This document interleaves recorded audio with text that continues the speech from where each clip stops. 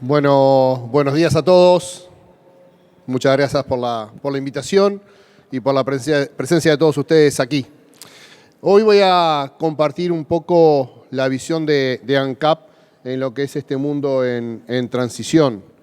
La visión de una empresa, queda grande que digamos empresa petrolera, pero somos una empresa del sector petrolero en un mundo que está abandonando el petróleo. La agenda de hoy tiene 2 puntos nada más, pero prometo que van a ser muy intensos. Voy a tratar de ser rápido, pero básicamente quiero explicar cómo vemos nosotros el mundo de la energía y dentro de esa visión cómo se posiciona ANCAP para aprovechar las oportunidades y para proyectarse al futuro. Nosotros tenemos 2 grandes misiones. Una es que en el día a día tenemos que suministrar combustibles de la más alta calidad en cantidad y oportunidad a la población al menor precio posible, el precio más bajo posible. Pero no podemos descuidar el porvenir, porque cuando el presente y el futuro compiten, siempre gana el presente. Entonces, tenemos que estar mirando el porvenir porque tenemos que construir el futuro desde el hoy. Y eso es un poco la misión que tenemos en el directorio de ANCAP, y esa es la misión que ha asumido el directorio de ANCAP y que estamos llevando a cabo entre los ahora 4, éramos 5, lamentablemente perdimos al director Alonso, que tomó otros rumbos, pero desde el director de ANCAP estamos pensando mucho más lejos de lo que es el día de hoy. Y eso es un poco lo que quiero presentarles. Primero vamos a hablar de la transición energética. La transición energética es una frase que se repite por todos lados. ¿Y qué significa la transición energética? Estamos todos comprometidos con llegar a un mundo en la neutralidad del carbono. Y no voy a mirar para ahí porque si no el señor exministro de Ambiente me va a rezongar. Pero más allá del origen antropogénico o no del cambio climático, estamos todos convencidos que tenemos que ir para eso. IRENA, la Agencia Internacional de Energías Renovables, plantea 6 rutas, 6 avenidas para llegar a la neutralidad en carbono. La mitad están dadas por lo que es la incorporación de energías renovables y por el uso eficiente de la energía. Pero después hay un 20% que tiene que ver con la electrificación, 10% por la incorporación del hidrógeno como vector energético, un 6% en la captura del CO2 que los combustibles fósiles emiten a la atmósfera y un 14% por nuevos combustibles, nuevas formas de combustibles. ¿Sí? Pero cuando hablamos de eso, estamos hablando básicamente de la producción. Y nos olvidamos que el factor más importante para el consumo energético es la demanda. Entonces tengamos en cuenta de que para hacer un mundo más limpio, para hacer un mundo menos contaminante, primero tenemos que actuar del lado de la demanda, no solamente de la producción. IRENA dice que la aceleración de la transición energética es esencial. 80% de la población vive en países importadores de petróleo, de energía en general. Y lo bueno que sería que se aprovechen las oportunidades de energías renovables en esos países. Sin embargo, en un panorama que se pone como positivo, como progresivamente incorporando energías renovables, como en un panorama que estamos todos entusiasmados, hay algunos signos de preocupación. Y de hecho se está poniendo en duda la capacidad que tiene el mundo de llegar a los objetivos climáticos y de descarbonización. Vamos a ver algunos llamados de atención. La imagen de la izquierda viene de CERAWeek. CERA es una consultora que se fundó allá por los 80, una consultora que tiene una semana que está siendo reconocida en el mundo desde hace muchos años como el punto focal de la energía en el mundo. Y entonces, el concepto que más se repitió en la última CERAWeek es, cuidado, hay que carbonizar antes de descarbonizar. Básicamente, hay que llegar con energía a quienes no tienen energía antes de hablar de que la energía sea limpia. Tenemos que hablar de una transición que tiene que ser realista. Y entonces nosotros ahí en ANCAP nos llenamos de orgullo porque el hashtag que está abajo de la presentación de todas las diapositivas, transición responsable, lo generamos en el año 2021 cuando veíamos que en esta locura, en esta moda de la transición, íbamos muy rápido a las cosas que van a venir y las cosas que hay que venir a construirlas. Y una transición supone un proceso largo de tiempo de un estado inicial a un estado final que ninguno de nosotros sabe cuál es, y en el medio hay que seguir suministrando energía. Y ya voy adelantando un poco cuál es la estrategia, cuál es la visión que tiene ANCAP de todo esto. Nosotros tenemos que tener una oferta equilibrada de energía. En cada momento tenemos que dar la mejor energía disponible al país. Y tenemos que arrancar desde lo que estamos dando hoy, que son combustibles fósiles. Y eso se ve en las publicaciones, se ve en los comentarios, se ve en las conferencias, en esta CERA Week, donde el mundo tiene que primero generar las nuevas energías para ir sustituyendo las anteriores, o en el British Petroleum Outlook, donde dicen que la transición desde los hidrocarburos tiene que ser ordenada. Los conceptos de responsable, ordenada, justa, empiezan a aparecer consistentemente en todos los eventos para aplacar un poco ese entusiasmo de mañana va a ser todo renovable, mañana vamos a ser carbono neutros. No es así. Y según los datos no venimos bien. Este cuadro lo presentó un vicepresidente de Standard & Poor's en un evento de ARPEL y ANCAP en abril pasado.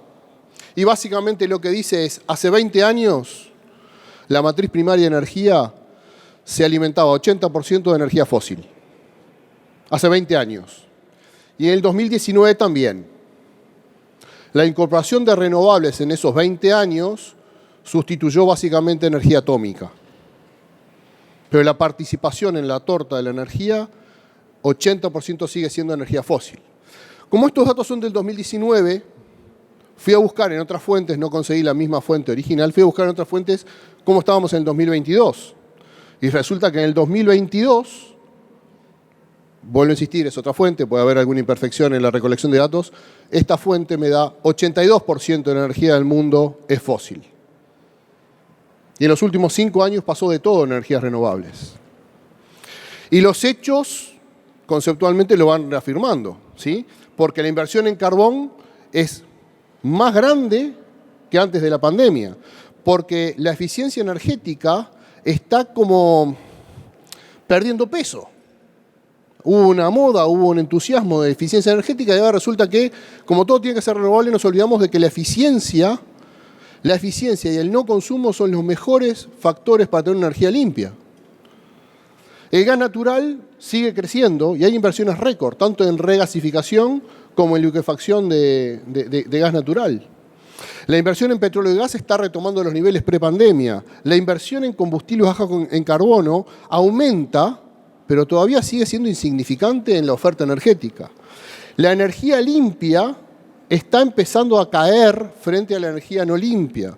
La inversión en minerales críticos, cuando hablamos de electrificación y hablamos de batería, la inversión en minerales críticos está muy lejos de un escenario sustentable en el futuro. Pero además aparece una cuestión ética. Alessandro Blasi, que es un asesor del director ejecutivo de la Agencia Internacional de Energía, escribió hace poco un artículo en The Economist, donde plantea el caso hipotético de un ministro de Finanzas que tiene que gastar el siguiente dólar y se plantea, ¿lo pongo en salud para mi gente o lo pongo en energía renovable para el futuro? Porque no nos olvidemos que vivimos en un mundo de restricciones, en un mundo donde todos los recursos son finitos. ¿Sí? Porque cuando uno habla de energía, tiene que hablar si la energía es accesible a muchos o solo a unos pocos.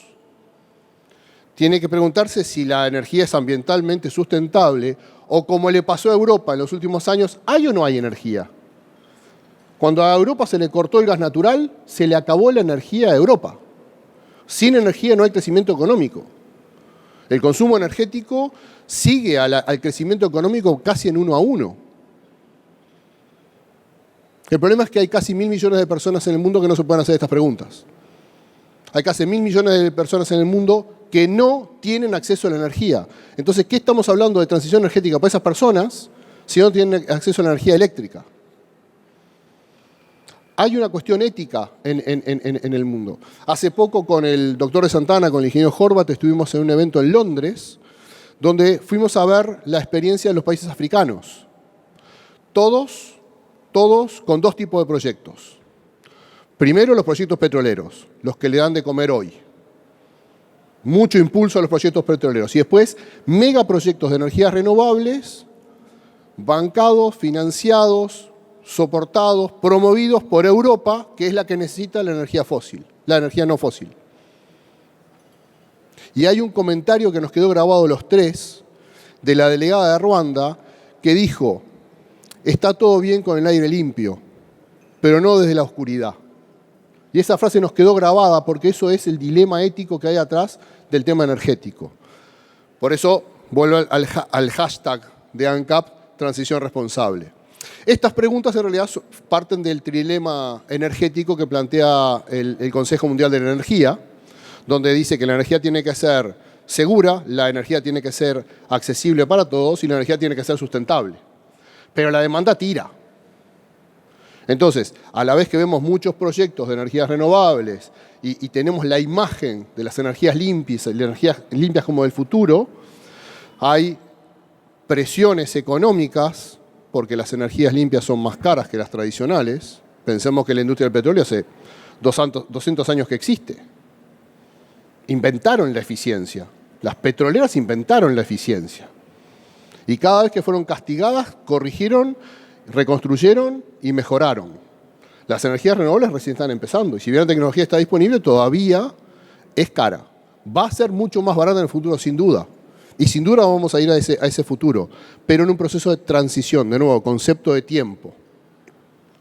Entonces vemos acuerdos entre países, vemos programas, vemos billones de dólares que se apuestan en las energías limpias, vemos todos los días noticias de nuevos proyectos de energías renovables y sin embargo, en los últimos 3 meses, en una rápida investigación, una rápida búsqueda, esto que está a la derecha en la pantalla, son algunos descubrimientos de nuevos yacimientos de petróleo y gas en el mundo. México, Noruega, Rumania, Mar del Norte. Continuamente hay nuevos yacimientos de petróleo y gas. ¿Por qué? Porque el mundo necesita energía. ¿Y qué ha pasado con el valor de las empresas energéticas? Me fui a Standard & Poor's y busqué el índice global de empresas de petróleo y el índice global de empresas de energía limpia. Y este es el valor de mercado. Si ustedes observan con detenimiento, las empresas de petróleo siguen subiendo de valor. Después de una brutal caída, retomaron una leve tendencia creciente. Sin embargo, el valor de mercado, el valor bursátil de las empresas, de las 100 empresas de energía limpia públicas en el mundo, tiene tendencia a la baja. Y los mercados nunca se equivocan, los mercados siempre tienen la visión de futuro, acumulan todas las expectativas del futuro en el valor bursátil. O sea, esto es una llamada de atención, es una llamada que tenemos que entender. ¿Y qué ven los especialistas? Ustedes buscan informes, buscan presentaciones, buscan conferencias y hay cientos por día en el mundo de reportes, de informes técnicos, de publicaciones, ¿sí? Y entonces se piensa que para 2030 estaríamos llegando al pico de emisiones en energía. Que las inversiones para ir a energías renovables suponen el $1 trillón. Que en el 2039 es donde se daría el famoso pico de petróleo. 2039. Hace 20 años que venimos escuchando que el año que viene o en los próximos 5 años se va a dar el pico de petróleo. Ahora parece que es 2039. ¿Sí? Estamos en un mundo que es cambiante, muy tenso y muy complejo para llevarlo con simplificaciones. Entonces, ¿dónde está la estrategia de ANCAP en todo esto? Esta es como vemos el mundo y cuál es la estrategia de ANCAP. Vuelvo a insistir, nosotros entendemos que ANCAP tiene que liderar en Uruguay una segunda transición energética que tiene que tener la característica de ser responsable. ANCAP es responsable por el 40% de la energía que mueve el Uruguay. Somos el actor más importante, sin ninguna duda, en la energía del Uruguay. 40% de la matriz energética de Uruguay es en base a fósiles que maneja el grupo ANCAP. Y cuando digo esto, lo digo con un doble orgullo. Lo digo con la responsabilidad de que ANCAP tiene que liderar esa segunda transición energética y que ANCAP aporta por sí sola el 40% de energía del país, pero además con el orgullo de que cuando vamos al exterior, no hay país que tenga la matriz energética que tiene el Uruguay. Porque ese 40% de energía fósil que tiene el Uruguay compara con el 82% que tiene el mundo, como dije en las primeras diapositivas, o el 86% que tiene Latinoamérica y el Caribe, el 88% que tiene Argentina, 60% que tiene Brasil, y Noruega, paradigma de país limpio, Noruega tiene el 50% de su energía basada en energía fósil. A veces, un poco hasta con bronca y un poco hasta con bastante soberbia, lo decíamos la otra vez con De Santana y con Jorba cuando estábamos en Londres, decíamos, che, está todo bien, pero nosotros no somos los más apurados a hacer la transición energética en el mundo, ¿eh? Así que tenemos tiempo y tenemos oportunidades. Y ahí está basada la estrategia ANCAP, en capturar las oportunidades bajo el concepto, bajo el paraguas de una transición responsable. Entonces ahí se abren 4 líneas estratégicas en cuanto a la transición energética para ANCAP. La primera, lo que hacemos lo tenemos que hacer mejor. Punto. Tenemos que seguir haciéndolo, lo que hacemos lo tenemos que hacer mejor. La segunda, capturar la oportunidad que tenemos para desarrollar combustibles alternativos. La tercera, ir a los biocombustibles de segunda y tercera generación. Y la cuarta, posicionarnos como un actor mundial para la producción de hidrógeno verde a partir de granjas eólicas en el mar. Vamos a la primera. ANCAP está desde la boya petrolera hasta la estación de servicio. Por allá está la gente de Duxa. Ustedes sabían que ANCAP en su red tiene más de 50 estaciones de servicio que son autosustentables energéticamente. De las 285 estaciones de la red, 50 o más estaciones tienen paneles solares y se pueden autoalimentar de energía eléctrica. Pero todos los días hacemos esfuerzos en la refinería para que la refinería sea más verde, para apoyar la reducción de las emisiones, para reducir los residuos. Cuando estamos hablando de hidrógeno verde, estamos pensando que en algún momento podemos producir hidrógeno para alimentar celdas de combustible en nuestros propios camiones de distribución. Entonces, estamos pensando en 2 tiempos, en lo que vamos a aportar al país, pero también en lo que nosotros podemos aprovechar de nosotros mismos. Por eso hemos hecho intentos, todavía no lo hemos logrado, pero seguimos trabajando en utilizar el hidrógeno de la refinería como primer paso hacia el uso de hidrógeno más intenso en el transporte, por ejemplo.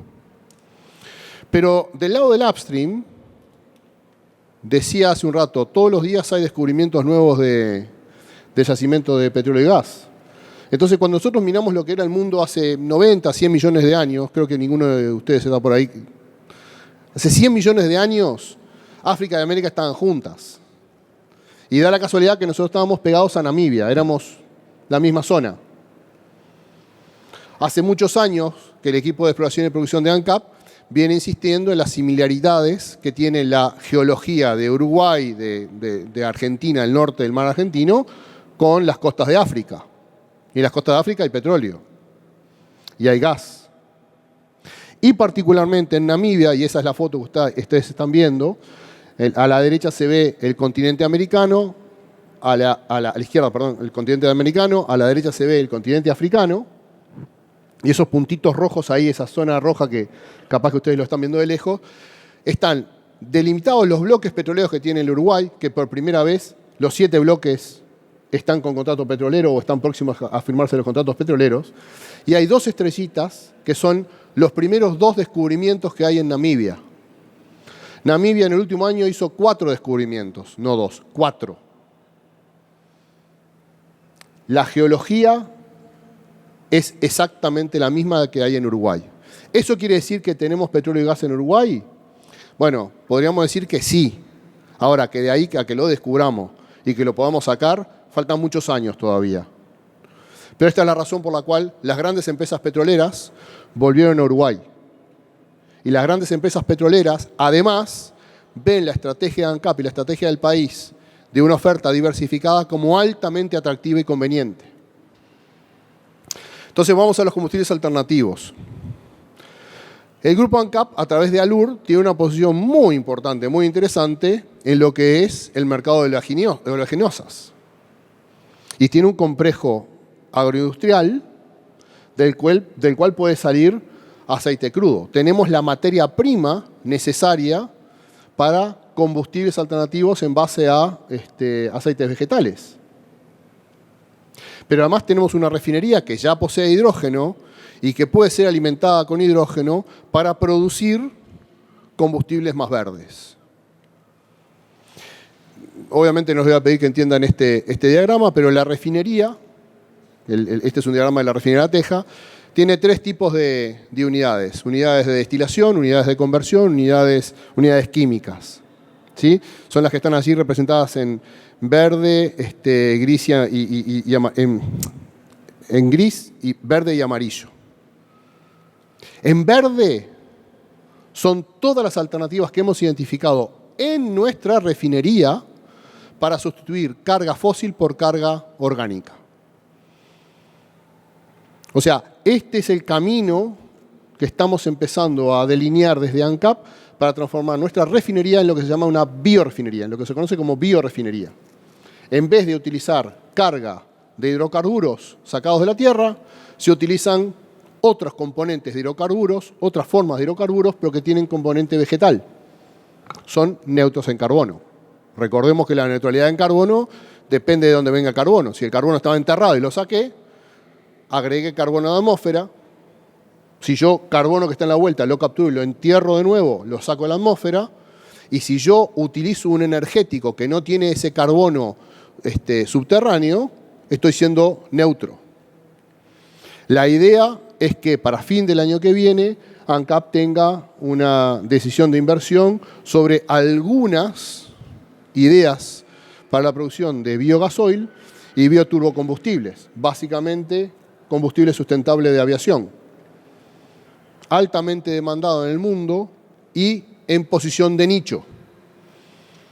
Productos de alto valor, bajo volumen, para un segmento muy, muy especial de la industria, que es la industria aeronáutica. Combustibles sintéticos. Cuando fuimos por el mundo, y el equipo de exploración y producción de la ahora Gerencia de Transición Energética de ANCAP recorre el mundo tratando de atraer inversores y de investigar lo que el mundo necesita, nos fuimos dando cuenta que Uruguay no solamente tiene un gran potencial eólico y un gran potencial solar para generar energía eléctrica, para electrolizar agua y producir hidrógeno, sino que además tenemos CO2 de origen biogénico altamente atractivo para producir combustibles sintéticos. Básicamente, agarrar hidrógeno verde producido con viento y sol, juntarlo con una molécula de la combustión de residuo de biomasa u otras fuentes biogénicas, juntarlas y hacer una molécula de metanol. Y ahí arrancamos con la cadena de las gasolinas. Los aceites oleosos son la base de la línea de los diésel, digamos, diésel y querosén. El metanol arranca la cadena de las gasolinas. Con lo cual, desde ANCAP tenemos dos formas de introducirnos en el mercado de los combustibles alternativos o de los combustibles sintéticos, con las mismas instalaciones que ya tiene ANCAP. Entonces salimos a ofrecer el CO2 que tiene ANCAP, que lo tiene en 4 lugares, en 2 plantas de Alur, la planta de Bella Unión y la planta de Paysandú, y en las 2 plantas cementeras. Obviamente las plantas cementeras queman coque de petróleo, con lo cual no es CO2 biogénico. Pero como la necesidad tiene cara de hereje, hasta hace unos meses atrás, la Unión Europea aceptaba el CO2 hasta el año 2030, ahora creo que es hasta el año 2035, seguramente el año que viene es hasta el 2040. Porque vieron, está todo lindo con las declaraciones, gracias. Está todo lindo con las declaraciones, pero la realidad es terca. La realidad es tal cual es.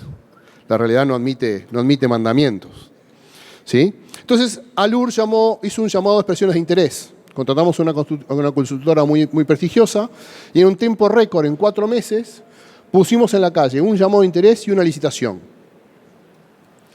A esa licitación convocamos a 92 empresas, 10 empresas presentaron interés por el proyecto y se recibieron finalmente 7 ofertas. Una de las ofertas tuvo que ser descalificada porque llegó media hora tarde al llamado de la convocatoria. Y si bien era una empresa muy importante, le dijimos, las reglas están para cumplirse.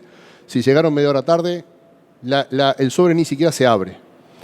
Imagínense que no es gratis, ¿no? Decir esas cosas. No, que no puede ser, que es un proyecto que nos rechaza. No. Era las 14, las 14. Llegó a las 14:32, no se acepta. Recibimos 6 ofertas válidas entonces. Una no cumplía con los requisitos formales, quedó por el camino. Otra, lamentablemente, propuso un proyecto muy interesante, pero fuera del objetivo. Nosotros queríamos un proyecto para convertir hidrógeno y CO2 en la línea de metanol y nos ofrecieron fertilizantes.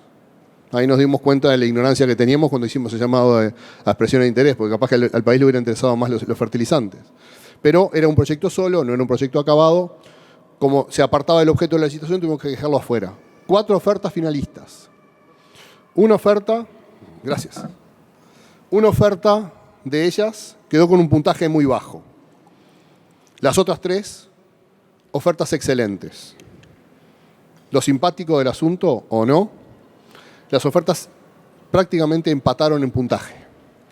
Habíamos desarrollado el equipo desarrolló una matriz de 16 dimensiones para evaluar las ofertas. No saben el laburo que dio hacer esa matriz de evaluación. No saben la cantidad de horas hombre discutiendo las dimensiones que teníamos que evaluar y las ponderaciones de esas dimensiones. Todo para recibir 3 proyectos billonarios en dólares y que nos dieran casi empatados. El problema es que los 3 proyectos eran muy diferentes entre sí y si nosotros hacíamos una mejora de oferta, lo único que lográbamos era que volvieran a empatar. Por lo tanto, nos pusimos estrictos, el que ganó, ganó. Y ganó GIF, con un proyecto de casi 2.000 millones de dólares para la producción de metanol, asociado a un proyecto de otros 2.000 millones de dólares para producir 2 gigawatts de energía eléctrica en el país. En un pico de consumo, el país consume 2.4. Este proyecto solo requiere 2 gigawatts de generación eléctrica. Es un desafío técnico totalmente resoluble. No hay drama técnico atrás de todo esto. Pero nos posiciona en un escenario completamente diferente al que tradicionalmente nos veíamos. Yo me acuerdo, justamente en este aeropuerto, me acuerdo de unas palabras del doctor Jorge Valle, hace muchos años, que decía que Uruguay no tenía que apostar a escala mundial de producción porque no teníamos escala para producir. Teníamos que producir los mejores tomates cherry para los mejores restaurantes de San Isidro. Que Uruguay tenía que apostar, dada su dimensión como mercado, como país, teníamos que apostar a productos de élite, productos de altísimo valor agregado y altísima calidad. ¿Cómo me gustaría que el doctor Valle ahora estuviera viendo las posibilidades que tiene Uruguay con la nueva transición energética? Porque con estas condiciones que no se conocían en el mundo y, por supuesto, menos en Uruguay, Uruguay hoy está en condiciones de jugar en las grandes ligas. Y este proyecto de GIF, que para fijar ideas y para fijar expectativas, está en la etapa que estaba UPM-2 en el año 2018. Se inauguró en el 2023. Así que seamos realistas, seamos pacientes. Estas cosas no son que se definen y se hacen al día siguiente. Este proyecto de GIF es tan innovador que si ustedes buscan producción de combustible sintético, gasolina sintética, no hay muchos lugares en el mundo donde se haga. Y menos a escala industrial. Y menos produciendo 250.000 toneladas al año, como este proyecto prevé producir al final de su ejecución. Y este proyecto tiene una factibilidad técnica que se va a decidir en este año, pero tiene una prefactibilidad altamente positiva. ¿Por qué? Porque es gasolina sintética. Es gasolina que la ponemos en la estación de ANCAP u otra que pueda haber por aquí. La ponemos en un surtidor y la podemos usar en cualquiera de nuestros autos. Con lo cual, la transformación, la transición energética se puede dar igual, sin cambiar gran parte de lo que ya conocemos. Que parte es, y lo hemos hablado con el director de energía varias veces, que parte es un poco el desafío que hemos tenido en Uruguay con la introducción de los autos eléctricos. El año pasado, director Cantero, 1.000 autos eléctricos se han vendido, más o menos. 1.000 autos eléctricos, con todos los beneficios fiscales y con todo el viento a favor. Y en Uruguay, 30, 40, 50.000 autos 0 kilómetros se venden por año. ¿Por qué? Y porque cada auto de 0 kilómetros que se vende en Uruguay no sustituye a uno que va a chatarra, se agrega.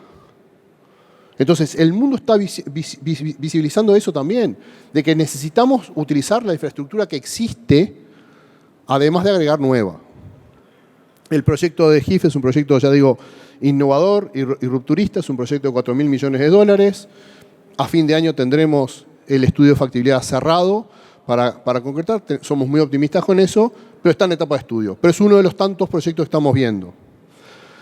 El proyecto que empezó a liderar todo esto en ANCAP, en la transición energética, es el proyecto de producción de hidrógeno verde en el mar. Y fue muy gracioso, porque cuando salimos, en realidad, ahora que pasó tanto tiempo lo puedo decir, el doctor de Santana, Santiago Ferro, Pablito Bristo y toda la barra de lo que ahora se llama Gerencia de Transición Energética en ANCAP, se habían quedado sin trabajo. Porque en el 2019-2020 no había nadie que quisiera explorar para descubrir petróleo o gas en Uruguay. Entonces, una charla medio informal y esas locas que solemos tener adentro de ANCAP, dijimos, ¿qué pasa si empezamos a analizar la posibilidad de poner granjas eólicas en el mar? Ya que sabemos en ANCAP, ya sabemos tanto del mar, conocemos tanto el mar, conocemos cómo se manejan las grandes empresas, ¿qué pasa si nos cortamos de lo tradicional, nos alegramos de lo tradicional y empezamos a ofrecer granjas eólicas en el mar? Y usamos el mismo modelo de negocio que tenemos para el oil and gas. Eso empezó en el 2020. En el 2021 hicimos el lanzamiento con el entonces ministro Peña, con el subsecretario Amarilla, con el ministro Paganini vía Zoom, porque estaba en Alemania, hablando de hidrógeno verde en Alemania, y con el subsecretario Berry. Estaba Fitz con nosotros también. Hicimos el lanzamiento de un data room para explorar, para tantear si las empresas estaban interesadas en producir hidrógeno verde en el mar uruguayo. Un año después, tremendo éxito. Fortísimo interés de empresas que veían que un país serio, un país seguro, un país estable, un país en el cual se podía confiar, estaba haciendo una oferta tan atractiva y de tan largo plazo. Porque acá la variable tiempo es tan importante como la variable económica. Hay que dejar que las cosas maduren, hay que dejar que las cosas evolucionen. Cuando empezamos a hacer esos contactos, vimos el altísimo interés y surgió de ese interés las dos líneas anteriores. Yo esta presentación la tendría que alterar, tendría que poner el hidrógeno antes que el CO2 y los aceites oleaginosos, porque en realidad siempre nos decían, está buenísimo lo que está planteando ANCAP, está planteando algo de largo plazo, algo que va a ser absolutamente necesario, sumamente conveniente en el futuro, pero en el corto plazo necesitamos algo que esté asociado al CO2 y al aceite vegetal. Y la gente no podía creer que un país chiquito en el mundo, tan lejos de todo, ofreciera primero un modelo de negocio tan atractivo para producir hidrógeno en el mar a gran escala. Estamos hablando de escala mundial, las grandes ligas. Las grandes ligas. Y encima de todo tenemos CO2 biogénico y tenemos aceites vegetales. Y es como que el combo perfecto. Y eso a lo largo de estos años se ha transformado en una política, recién lo hablábamos con el senador Sánchez, se ha transformado en la base de una política que va a ser una política de Estado, sin ninguna duda. Como fue la primera transición energética, como fue la introducción de los biocombustibles. Porque es una fortaleza que tiene el país. ¿Qué hace ANCAP en esto del hidrógeno verde? Y trabajamos como un agente del Estado. Somos la ventanilla única. Nos presentamos a las empresas y le decimos, le solucionamos todos los problemas con el Estado, con este modelo de contrato, con este modelo de negocio, le damos las coordenadas exactas de los lugares donde se pueden instalar las granjas y le damos nuestros estudios.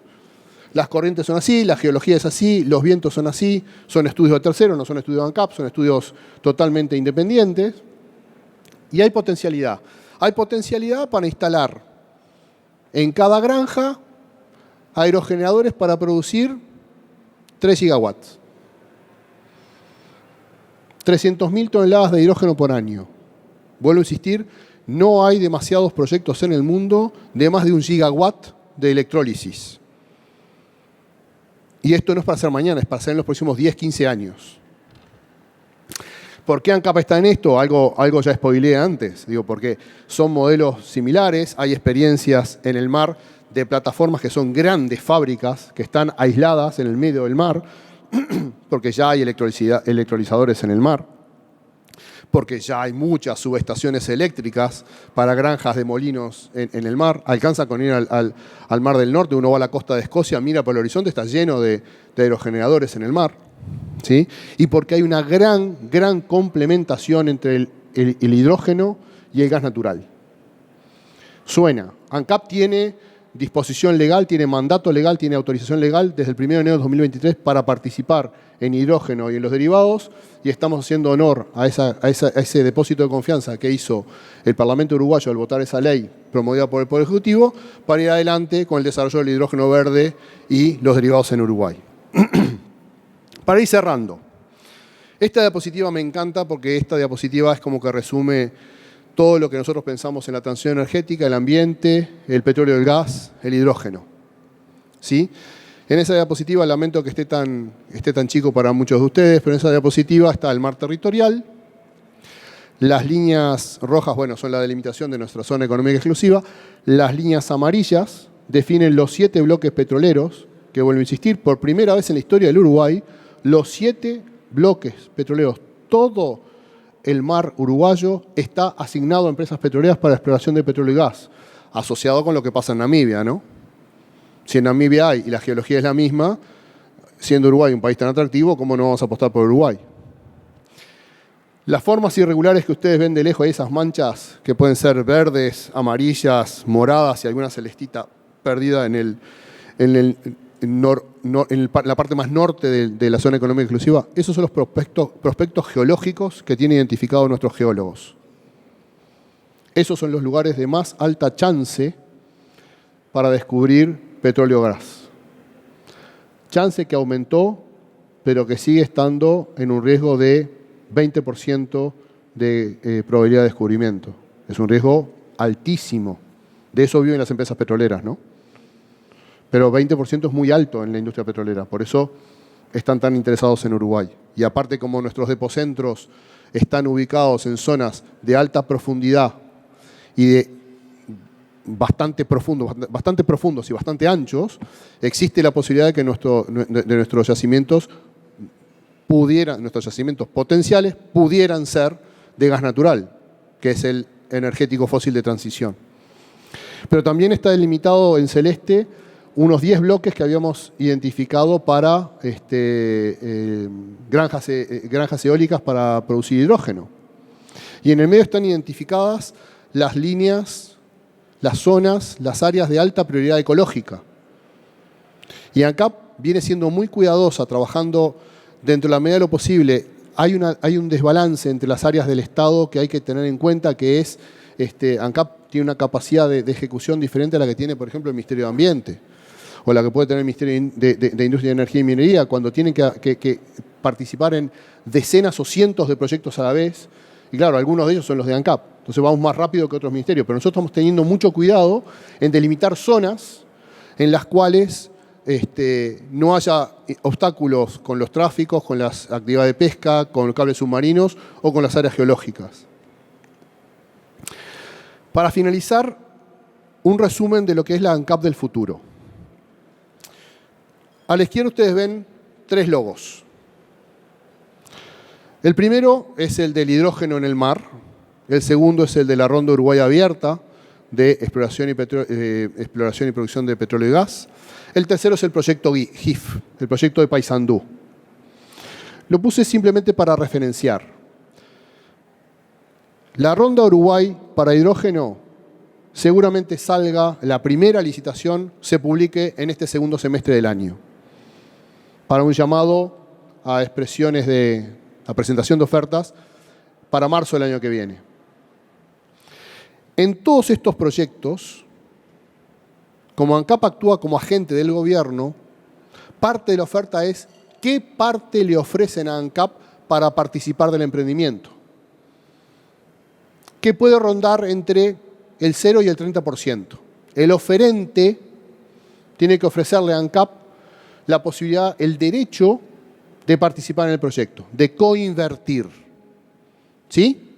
En el caso del proyecto GIF, ya está ese derecho establecido en la oferta, 30%. ANCAP tiene que participar, ANCAP tiene el derecho para poder participar cuando así lo decida y cuando corresponda en hasta un 30% en el proyecto GIF. Dije más o menos 2.000 millones de dólares en la parte química, 2.000 millones en la parte de generación eléctrica. ANCAP no tiene cometido legal para producir energía eléctrica, así que nosotros no nos vamos a meter en los aerogeneradores. En el otro podemos tener hasta el 30% de 2.000 millones de dólares de inversión. ANCAP tendría que poner 600 millones de dólares de inversión solo en eso. Quédense con esta cifra y piensen que tanto en los proyectos del offshore para hidrógeno, que pensamos que van a ser 4 bloques los que podríamos licitar este año, y en los proyectos de oil and gas, que hoy hay 7 contratos petroleros que podrían derivar en, ojalá, en los próximos 10, 12 años, 5 o 6 yacimientos. Si en cada uno de ellos ANCAP tuviera que poner a lo largo de los próximos 15 años y en un cronograma que no es prefijable, no es previsible de antemano, si en cada uno ANCAP tiene el derecho de poner 500 millones de dólares o 1.000 millones de dólares, hay dos cosas que ocurren, ¿no? No tenemos la plata y vamos a perder una oportunidad brutal de participar en operaciones que tienen un riesgo mínimo. Porque la decisión de ANCAP de participar o no se da cuando todos los riesgos, los riesgos más importantes del negocio, ya fueron subsanados por el operador privado. Entonces, se me ocurrió presentarles esto como un resumen. ¿Qué beneficios tiene para el país que ANCAP actúe como agente del gobierno en esto y que estos proyectos vengan al país? ¿Cuáles son las obligaciones contra el país? ¿Qué oportunidad hay? ¿Y qué institucionalidad le tenemos que dar o le tendríamos que dar? Desde el punto de vista de ANCAP, podemos vender CO2 y servicios más los derechos a participar. O sea, recibimos el ingreso de la venta de humo, vamos a vender humo de las calderas de Paysandú, ojalá también de Bella Unión, y vamos a cobrar por eso.